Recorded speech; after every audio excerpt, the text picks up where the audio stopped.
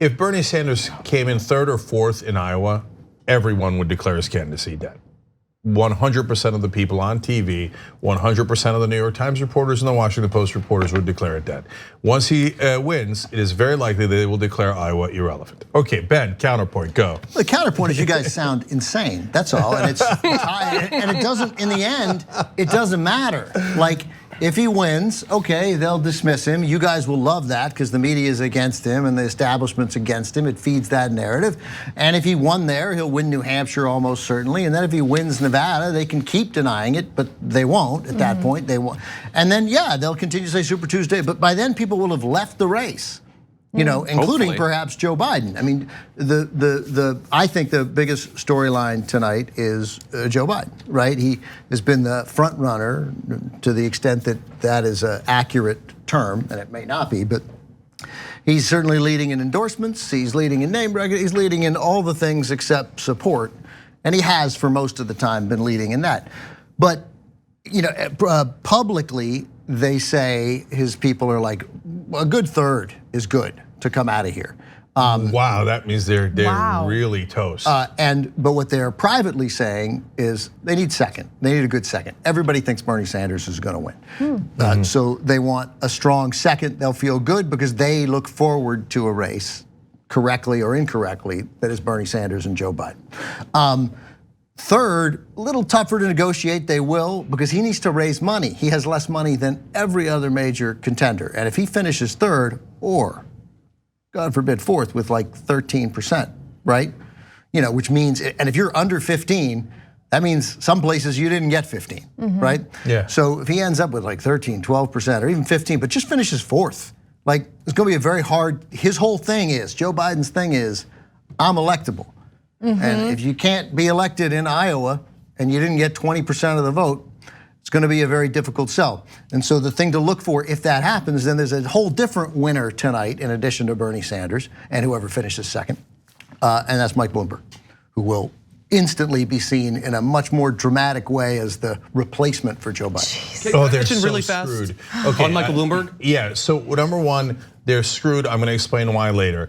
Number two, I want to get to results in the other states because it's also super important to the point that Ben was making. John, go ahead. Yeah, it's really fast. I just wanted to mention that we've been sort of charting over the past few weeks Michael Bloomberg. For every $100 million, he moves up 2 or 3% in the polls, and he was tied with Elizabeth Warren. He had like far more than Buttigieg in a Morning Consult national poll. It's not the absolute best polling outfit, but it's perfectly fine in comparison to most of the others. And he is actually like I think it's working out to like $150 million for every 3 points, basically. But he has moved up and he's now in third, tied for third.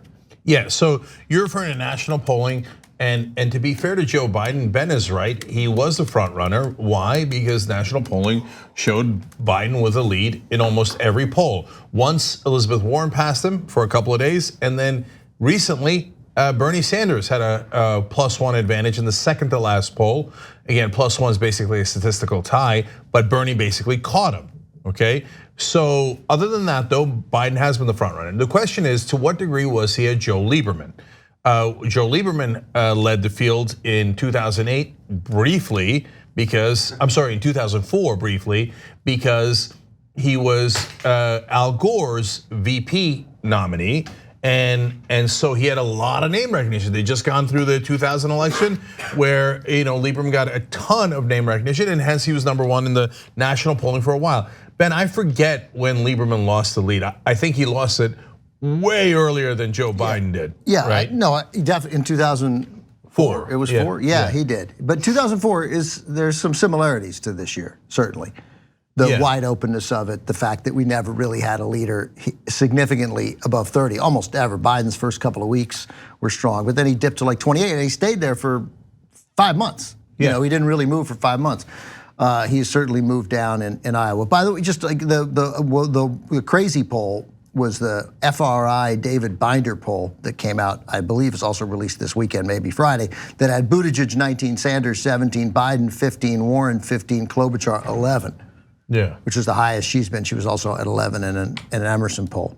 But you look at Biden's numbers, yeah, I mean, he got 2 polls that showed up this week where he's at 15. That doesn't even count whether the leaked results are correct from the because they were initially reported by a lunatic, but the correct results from the Des Moines Register poll. Yeah. So then again, in a similarity to this election that Joe Biden's not going to love, then Joe Lieberman finished 5th in New Hampshire. If I'm getting this right, Ben will correct me if I'm wrong. 5th in New Hampshire, but claimed he finished 3rd, so he had Joe-mentum. Yeah, that was great.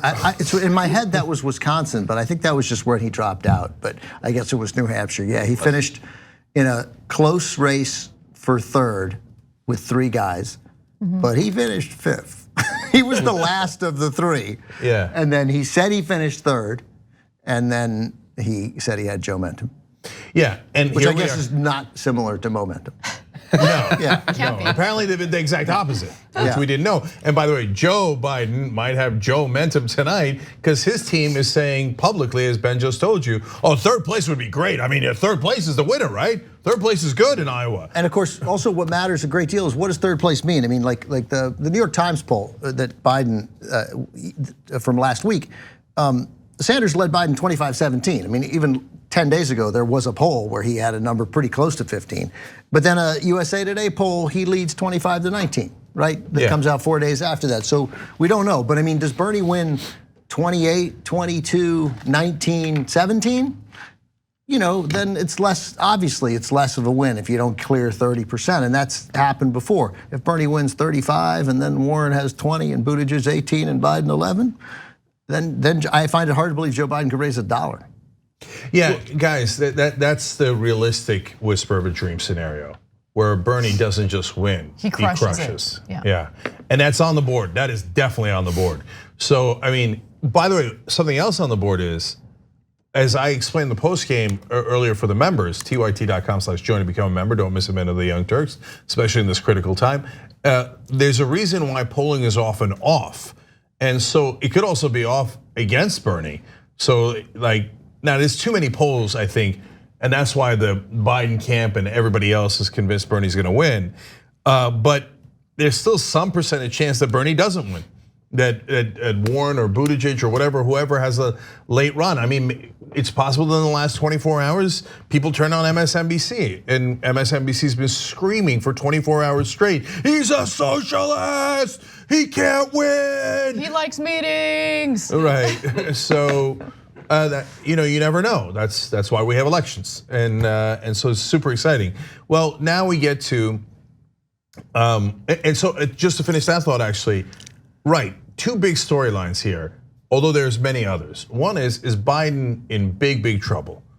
Number 2 is if Bernie has a crushing victory, is Bernie unstoppable? And I'm gonna get to some other numbers that give you an indication why people are starting to think that. And then the other storylines are smaller. Is Buttigieg done? Can he win New Hampshire? Can he make a comeback? Is the Warren fade for good, or does she have any room for a comeback? And it depends on who finishes second. And between Warren, Buttigieg, and Biden, it's pretty much anybody's guess as to who's gonna finish second. If Buttigieg comes in second, he probably feels pretty good. He probably thinks, all right, I'm headed to New Hampshire, I'm doing all right. Maybe it's me, Bernie versus Buttigieg. That's entirely possible, and he feels great about that. That's why Buttigieg pivoted away from Medicare for all to replace Biden. That was to replace Biden when Biden falls. Right. That's exactly right. That's the correct political calculation. That also means you don't believe in a goddamn thing. You're a standard politician and you're pivoting based on strategy instead of principles. I got you, but yes, true. But it also means we don't know what he'd do. But it doesn't matter. I admire it. I don't like him. I'm not going to support him, but I totally admire it. He had one chance and he did it, and it worked for a bit. Yeah, I hear you. It is smart political strategy. And I'll leave it at that. So there are, and look, this is all anecdotal, you can't put too much weight behind it, but I have been seeing more and more of these videos where they go into certain cities in Iowa and they try to show what the rooms look like what the support groups look like for the various candidates. And things, just based on what I've seen in multiple videos, don't look so good for Biden. You'll have rooms where the Biden supporters, it's like a handful of people. Larry! I'm over here. Yeah, and then all those Sanders supporters, just go around them. You'll go. Glenn Greenwald, for instance, just tweeted one example of these videos. There are multiple ones. And then you go to the other side of the room and you see like a giant crowd for Bernie Sanders. So I don't know if that means anything at all, but it doesn't look good for Biden just based on that alone. I was watching, CNN was going into place after place, and there was one big area that the Biden group had to be moved because the Bernie group was so big they were taking up more bleachers. Yeah. But I think one thing to bear in mind for both Buttigieg and for Biden is we all acknowledge, because we pay attention to politics, we're very serious about it. The whole concept of momentum is interesting and can possibly be mitigated if you have enough money to just be resolute and stay in. Like you might have a strategy. So Biden supposedly is not really paying attention to Iowa, maybe not even that much to New Hampshire. He's got something for South Carolina and eventually for Super Tuesday, which is perfectly fine as a strategy. But if you're gonna compete across all of those states simultaneously across the country, then you need the money for the staff to organize in all of those states. And his biggest problem right now is that he doesn't have a lot of money.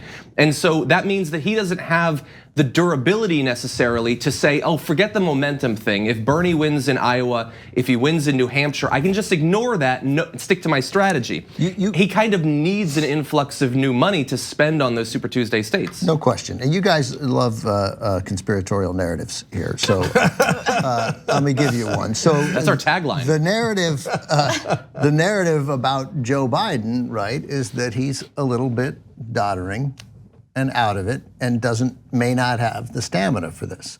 So a suggestion that his supporters think the same thing, and that a state where he tried in, right, and he comes in fourth, it feeds that narrative. So it will be incredible. It will be a huge story if Joe Biden finishes fourth.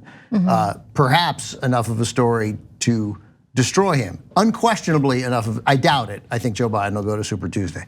But certainly enough of a story where Joe Biden's gonna get some calls from his friends, right? His good buddies, maybe some of his great Republican friends will call him too, who will say, let's figure out a way for you to step aside and get those supporters to Mike Bloomberg, or get those supporters to Pete Buttigieg, or in a crazy scenario, get those supporters to Michael Bennet.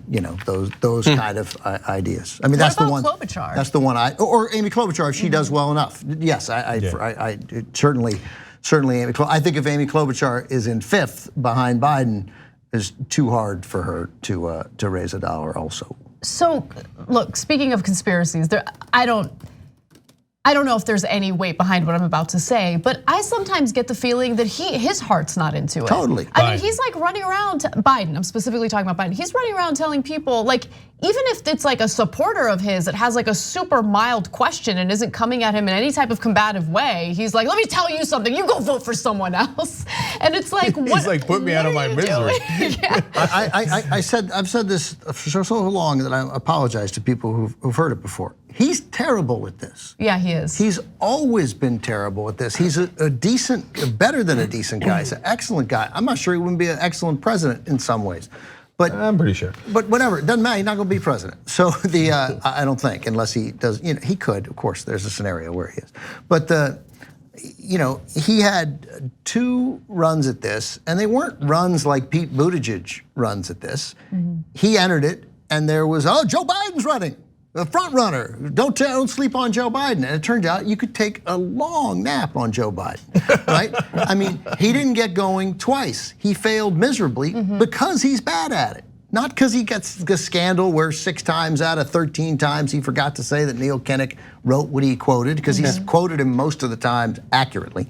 But that's sloppy. He's sloppy. He's not good at it. Then so he's had 3 cracks at the national spotlight, 2 runs for the presidency where he failed as a significant player, right? And then running the Anita Hill hearings, which was a sham and an embarrassment for which he's apologized for. He got elected at 29 following this personal tragedy in a state where his re-election was then reassured every single time he ran over the next 30 years without meaningful opposition one time. Obviously, he rose up in seniority in the party and took on some significant roles, but there was never a suggestion that this guy was a dynamic national political figure. He might have been a political leader just because of his status in the Democratic Party. He's gone 0 for 3. And I've always thought, and I have no evidence to back this up, that if John Kerry had not been the nominee in 2004, if he had lost and John Edwards had been the nominee, if John Edwards hadn't turned out to be one of the great frauds in American history, then John Kerry would have been Barack Obama's pick to be vice president of the United States because Barack Obama needed to assure Democrats, forget Republicans, he needed to assure some Democrats like, hey, my name's Barack Obama, I got it. It's gonna be okay. It's gonna be okay. Like, you can vote for me. That's right. And here's Joe Biden to prove that it can be okay, but it could have been John Kerry, it could have been any number of people. And that resurrected Joe Biden to where we all of a sudden think of him as a national potential president right now. And he could be president if you didn't have to run for president. Right. Thanks for watching the Young Turks. Really appreciate it. Another way to show support is through YouTube memberships. You'll get to interact with us more. There's live chat emojis, badges. You've got emojis of me, Anna, John, JR. So those are super fun. But you also get playback of our exclusive member-only shows and specials right after they air. So all of that, all you gotta do is click that join button right underneath the video. Thank you.